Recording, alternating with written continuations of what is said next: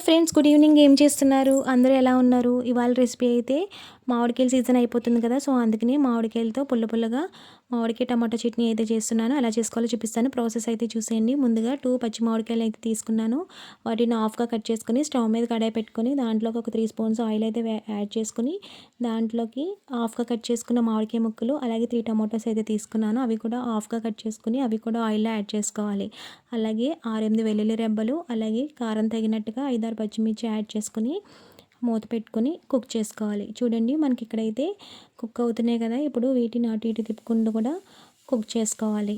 మనకి ఇదంతా బాగా కుక్ అయిన తర్వాత వీటిని స్టవ్ ఆఫ్ చేసుకొని పక్కన పెట్టుకొని చల్లారనివ్వాలి. ఇప్పుడు చల్లారిన వాటిని ఇలాగా మనకి టమాటో పైన తొక్కు ఉంటుంది కదా, ఇలా వచ్చేస్తుంది అనమాట. అదంతా తీసేసుకొని మనకి ఇలాగ మొత్తం అంతా తీసుకొని ఇప్పుడు మిక్సీ జార్ తీసుకొని దాంట్లోకి మనం ఫ్రై చేసి పెట్టుకున్న టమాటో ముక్కలు, అలాగే పచ్చిమిర్చి, వెల్లుల్లి రెబ్బలు ఇవన్నీ యాడ్ చేసుకొని, అలాగే మనకి ఇక్కడ చూడండి మ్యాంగోకి ఇలా గుజ్జు కింద వస్తుందన్నమాట. గుజ్జు అంతా తీసుకొని మనకి మిక్సీ జార్లో అయితే యాడ్ చేసేసుకోవాలి.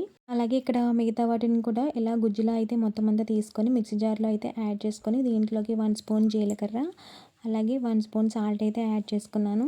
అలాగే కారం సరిపడగా మనకి 2 స్పూన్స్ అయితే కారం అయితే యాడ్ చేసుకుని, అలాగే ఉల్లిపాయ ముక్కలు, పచ్చి ఉల్లిపాయ ముక్కలను కూడా యాడ్ చేసుకొని మిక్సీ పట్టేసుకోవడమే అనమాట. చట్నీ అయితే బరగ్గాన మిక్సీ పట్టుకోవచ్చు, లేదంటే మెత్తగాన చేసుకోవచ్చు. నేనైతే మెత్తగా అయితే మిక్సీ పట్టుకున్నాను. ఇప్పుడు మనకి చట్నీ అయితే రెడీ అయిపోయింది. దీన్ని ఒక బౌల్లోకి అయితే తీసుకొని తాలింపు పెట్టుకోవడమే. ఇప్పుడు తాలింపు కోసం ఆయిల్ అయితే యాడ్ చేసుకొని దీంట్లోకి 1/2 టీ స్పూన్ జీలకర్ర, అలాగే ఎండుమిర్చిని కూడా యాడ్ చేసుకొని కొంచెం కరివేపాకును కూడా యాడ్ చేసుకొని మొత్తం అంతా ఫ్రై చేసుకొని ఇప్పుడు చట్నీలోకి అయితే ఈ తాలింపుని మొత్తం అయితే వేసేసుకోవడమే.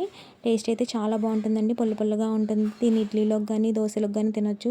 టేస్ట్ అయితే చాలా బాగుంటుంది. ఒకసారి మీరు కూడా ట్రై చేయండి. ట్రై చేసి చెప్పండి. వీడియో నచ్చితే లైక్, షేర్ అండ్ సబ్స్క్రైబ్.